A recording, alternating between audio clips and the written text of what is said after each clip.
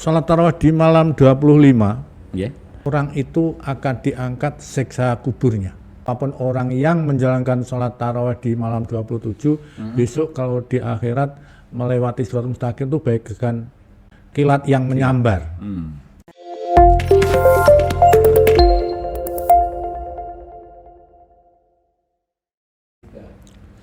Assalamualaikum warahmatullahi wabarakatuh. Waalaikumsalam warahmatullahi Pemirsa, alhamdulillah saya Subhana Burizal bisa menjumpai Anda kembali dalam Ramadan Sareng Kiai, sebuah program dari Media Center PCNU Kabupaten Nganjuk yang kita hadirkan untuk bisa bersama Anda selama menjalankan ibadah suci, ibadah puasa di bulan suci Ramadan ini. Dan di kesempatan ini sudah hadir di studio Media Center ada Kiai Haji Ali Mazhar, salah satu suriah PCNU Kabupaten Nganjuk, yang akan memberikan wejangan, memberikan nasihat kepada kita sehingga puasa kita benar-benar meningkat dari sisi kualitas ibadah kita. Baik, pemirsa, kita akan langsung saja bersama beliau. Assalamualaikum, Yai. Waalaikumsalam warahmatullahi wabarakatuh. Ya, alhamdulillah dan matur suwun kerawuhannya di Media Center PCNU ini, Yai. Di tengah-tengah umat Islam menjalankan ibadah puasa. Nah, Yai, salah satu tuntunan yang diberikan oleh Allah kepada kita untuk beribadah di bulan suci Ramadan dan tidak pernah dianjurkan untuk di bulan yang lain. Adanya ya hanya di bulan suci itu, yaitu sholat tarawih. Sholat tarawih kan nggak pernah ada di bulan yang lain ya, hanya hadir, hanya bisa kita laksanakan pada bulan suci Ramadan saja. Betul. Nah, itu tentu banyak kandungan fadilahnya, nilai keutamaannya, bahasa mudanya begitu. Tentu Allah memberikan tuntunan seperti itu akan mendapatkan atau akan kita dapatkan manakala kita mau menjalankan salah satu amalan, meskipun ini tidak amalan wajib ya, tapi amalan sunnah yang memang hanya ada di bulan suci Ramadan. Monggo, Yai. Assalamualaikum warahmatullahi wabarakatuh. Waalaikumsalam. Kepada semua muslimin muslimat di seluruh Kabupaten Nganjuk, khususnya Nahdiyat, berkaitan dengan fadilahnya sholat tarawih. Ini ada sebuah hadis yang diceritakan oleh Sayyidina Ali bin Abi Thalib, yaitu menantunya Kanjeng Nabi Kiambah. Itu suatu ketika Nabi itu ditanya oleh para sahabat tentang fadailut tarawih fi syahri Ramadan. Akhirnya Kanjeng Nabi menjawab, sholat tarawih di awal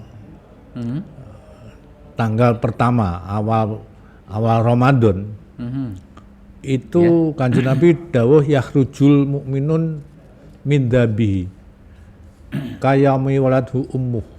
Jadi orang kalau melakukan sholat tarawih di awal malam bulan Ramadan itu orang iman yang melakukan itu diampuni dosanya oleh Allah bagaikan dia baru dilahirkan ibunya. Artinya tidak punya dosa sama sekali. Sholat tarawih fadolnya seperti itu. Di malam awal. Pertama kali. Pertama. Iya. Nanti malam itu seperti itu. Harus dikejar. Iya, harus dikejar. Makanya ini teman-teman saya tanya, katanya saya jadi Bilal tarawih. Otomatis mengawali dia. Iya, betul. Kalau sholat tarawih di malam kedua itu dosa-dosa orang tua, kedua orang tuanya diampuni selama orang tuanya itu beriman. Dosa orang tuanya? Dosa orang tuanya. Padahal yang melakukan putrane. Jadi wa fil lailati tsaniyah yughfaru lahu li abawai in kana mu'minina. Jadi selama orang tuanya itu mukmin, oleh Allah diampuni dosanya. Dan terus di malam-malam seterusnya. Termasuk di malam keempat. Siapapun yang melakukan sholat tarawih di malam keempat di bulan Ramadan, orang itu akan diberi pahala mithlu qiraati Taurat wal Injil wal Zabur wal Furqan. Apa itu maksudnya? Orang yang melakukan sholat tarawih di malam keempat bulan suci Ramadan itu pahalanya bagaikan orang itu membaca kitab Zabur, Taurat, Injil dan Al-Quran. Bayangkan, cuma sholat tarawih. Fadilahnya seperti itu. Dan itu setiap malam, mulai dari malam pertama sampai malam terakhir. Nah, dalam hal ini akan kami cupliki saja, yang jelas pahalanya banyak sekali. Antara lain juga di malam, orang melakukan sholat tarawih di malam ke-8. Itu Kanjeng Nabi dawuhnya Allah Ta'ala ma'ato Ibrahim alaihissalam. Jadi siapapun yang melakukan sholat tarawih di malam ke-8 itu orang itu akan diberikan apa yang telah diberikan Allah kepada Nabi Ibrahim. Salah satu yang sangat viral yang diberikan Allah kepada Nabi Ibrahim itu kan tidak mempan dibakar oleh api. Tapi tolong warga muslimin muslimat Nganjuk jangan sampai besok setelah taraweh tangannya coba dibakar. Iya. Loh, katanya begitu. Iya. Pertanyaannya kualitas taraweh jenengan itu gitu loh. Pertanyaannya sampai ke sana. Nah, itu saya tidak membahas ke sana yang lebih jauh. Yang jelas intinya menjalankan sholat taraweh itu fadilah seperti itu. Termasuk sholat taraweh di malam ke-9. Kanjeng Nabi dawuh fakan nama ibadallah ta'ala ibadatan Nabi sallallahu alaihi wasallam. Jadi pahalanya orang sholat malam ke-9 itu bagaikan ibadahnya Nabi Muhammad sallallahu alaihi wasallam. Luar biasa. Kualitasnya seperti itu. Ibadahnya Nabi Muhammad. Iya. Makanya saking beratnya bisa kita lihat kalau sudah malam 9 itu kenapa? Masjid musola kita itu kok makin sepi. Itu kalau di hadis lain itu memang awal itu kan ada rahmat, semacam ada dispensasi dari Allah. Jadi semangatnya luar biasa. Tapi kalau sudah di tengah-tengah itu kan ujian. Begitu juga siapapun yang melakukan sholat tarawih di malam 20 itu Allah memberi pahalanya para syuhada wassolihin. Jadi Kanjeng Nabi dawuh yuk tawa basyuhada wassolihin. Jadi diberi pahalanya orang mati syahid dan orang-orang solih. Padahal kita itu menjadi orang solih luar biasa beratnya. Begitu juga orang yang mau menjalankan sholat tarawih di malam 21. Ini kesempatan, jangan disia-siakan karena malam 21 itu biasanya ada ritual sendiri di kalangan kita namanya malam selikur. Nah, itu mesti semangat itu. Dan itu betul. Tanpa itu Allah memberikan banallahu ta'ala dawuh Kanjeng Nabi baitan fil jannah minan nur. Jadi siapapun yang menjalankan tarawih di malam 21 bulan Ramadan, Allah akan memberikan bangunkan rumah di surga yang terbuat dari nur, bukan dari marmer, dari nur. Jadi makanya semua benda di surga itu nggak perlu ada lampu karena semuanya bercahaya. Benda-benda bangunan jannah itu semuanya bercahaya. Begitu juga orang kalau menjalankan sholat tarawih di malam 24. Itu dawuh Kanjeng Nabi dakwatun mustajabun. Orang itu doanya akan diijabah. Nah, ini kadang anak-anak sekarang bertanya, ya saya berdoa kok nggak diijabah. Diijabah. Cuma prosentase ijabahnya ini yang perlu kita hitung, kita koreksi, kita evaluasi. Kadang karena masih banyak dosa, banyak kesalahan, kedoliman yang kita kadang nggak terasa, ini yang menghambat untuk terijabah 100% itu di sini. Hanya dikurangi.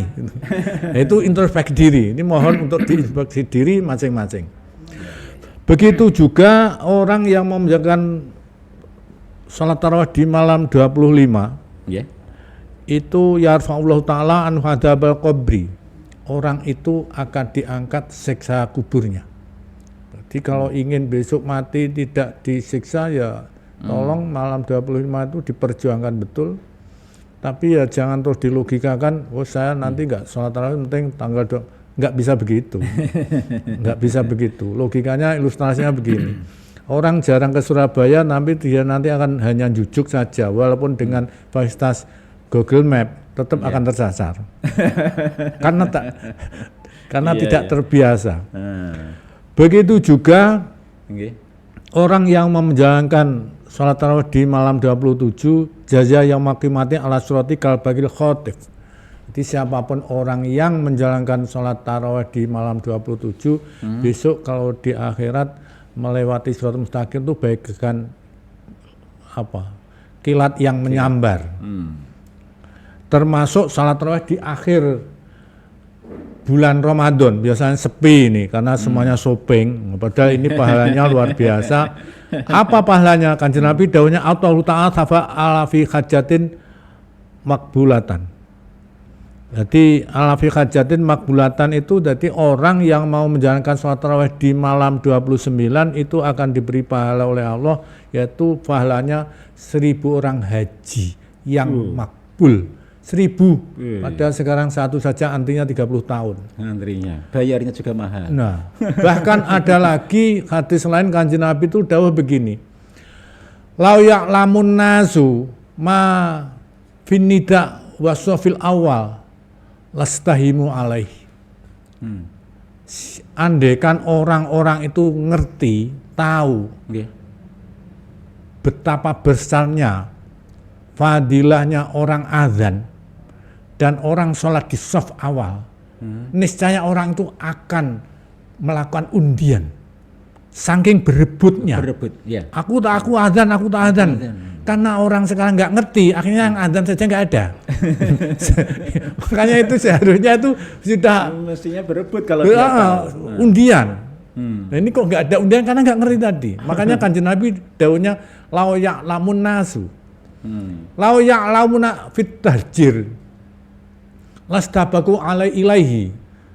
Begitu juga orang kalau ngerti betapa besarnya fadilahnya orang berangkat jamaah sholat di awal, niscaya itu akan melakukan lomba jalan, lomba lari. Karena besar, berebut. Makanya saya ada info Syekh Alwi Al-Maliki itu di Rusaifah itu katanya santri-santrinya kalau jamaah itu 1,5 jam sebelum itu sudah duhul waktu itu sudah rawuh. Yang tahu bukan sana, Syekh Alwi Al-Malikinya, cucunya Nabi Muhammad SAW. Begitu juga hadis tadi terakhir dawuhnya Kanjeng Nabi demikian. Wa fil atamati wa subhi la'ataitumuha walau khabwan. Andaikan orang-orang tuh ngerti betapa besarnya pahalanya orang sholat isya, atamah itu isya, dan subuh, orang itu niscaya akan semuanya tidak akan meninggalkan walau keadaannya datangnya dengan berangkang itu apa ya? Nah, dengan karena merangkak karena stroke itu nekat berjalan. Nah, kita tuh bisa jalan ada kendaraan. Nah, ini karena nggak ngerti tadi. Karena Kanjeng Nabi dawuhnya layak lamun nasu. Makanya tolong ini sudah kita sampaikan masyarakat Nganjuk khususnya lebih khusus lagi nahdien-nahdien, jangan sampai musola kita, masjid kita yang kita bangun dengan susah payah, ya, mencari bagus-bagus, gitu. Itu hanya awal saja. Jadi harus subuh itu sebelum imsak kita tata, kita manage waktunya. Bagaimana kita tuh malam menyesali perjalanan kita yang kurang baik, termasuk perjalanan kita berdakwah kadang kita kurang mukhlis, kurang jujur dan sebagainya. Itu kesempatan ini kita tobati agar ke depan kita dakwah juga lebih mukhlis, lebih semangat, lebih ikhlas. Saya kira demikian Pak Haji Subhan. Ternyata luar biasa ya kalau kita mengetahui bagaimana fadilah sholat sunnah ya, sholat sunnah betul, sebenarnya, betul. bukan sholat wajib ini. Iya betul, sholat sunnah aja seperti itu. Taraweh di setiap malam, setiap malam luar biasa. Dari beberapa ini saya tidak sampai bisa menyebutkan kalau menghitung-hitung kalau gitu kan, karena saking banyaknya fadilah itu luar biasa, dan itu bisa difahami oleh pemirsa dengan apa yang disampaikan oleh Yai Ali ini setidaknya akan memberikan semangat kita agar pada saat setelah berbuka puasa bukan langsung pergi ke shopping atau pergi kemana, tapi harus pergi ke masjid gitu loh untuk melaksanakan sholat taraweh. Kalau sholat taraweh di masjid ketinggalan pripun Yai? Bisa dilaksanakan di rumah atau di mana? Bisa ya. Bisa. Harus berjamaah atau intinya sholat taraweh jangan sampai kita tinggalkan. Andaikan ada situasi darurat kita harus pergi, ya walaupun nanti malam sendirian nggak apa-apa. Ya berjamaah itu lebih afdol daripada nanti malah tidak taraweh. Sama sekali. Ya, mau sahur taraweh nggak apa-apa. Meskipun sendiri ya harus tetap semangat 20. Iya betul. Ya, kalau sendiri 8, kalau berjamaah 20 enggak ya? Kalau yang 8 tuh mungkin kurang mengerti fadilahnya, betapa banyak sholat taraweh. Kalau ngerti, kalau mesti menambah. Iya, mesti nambah, mesti 20 itu.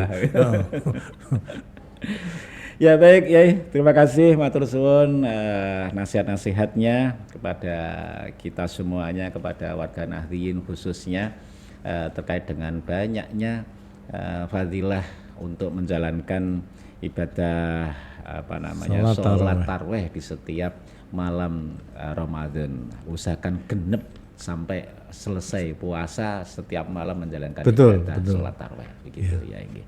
Terima kasih. Masih ada pesan, Yai? Ya, terima kasih. Terakhir kami mohon dengan hormat kepada Akhinal Karim, muslimun muslimat, mari bulan Ramadan ini betul-betul kita jalani. Kita sudah diakui sebagai umat Nabi, kita sudah diakui santrinya Mbah Hasim. Jangan sampai kita itu nanti menyesal di kemudian hari. Kesempatan emas ini mari kita perjuangkan, ta'awanu 'alal birri wat taqwa, terus dan lain sebagainya. Tawasobil haqqi wa tawasobis sabr. Kurang lebihnya apa yang saya sampaikan mohon maaf. Afu minkum. Wassalamualaikum warahmatullahi wabarakatuh. Waalaikumsalam warahmatullahi wabarakatuh. Ya, pemirsa, demikian bincang-bincang saya bersama dengan Kiai Haji Ali Mazhar Suriah PCNU Kabupaten Nganjuk yang sudah memberikan banyak nasihat kepada kita, sehingga kita benar-benar terdorong, benar-benar punya tergerak untuk menjalankan ibadah sholat taraweh di setiap malam-malam di bulan suci Ramadan ini. Saya Subhan Abu Rizal dalam program Ramadan Sareng Kiai di bulan suci Ramadan ini undur diri sampai di sini. Wallahu muwaffiq ila aqwamit thoriq. Wassalamualaikum warahmatullahi wabarakatuh. Waalaikumsalam warahmatullahi wabarakatuh.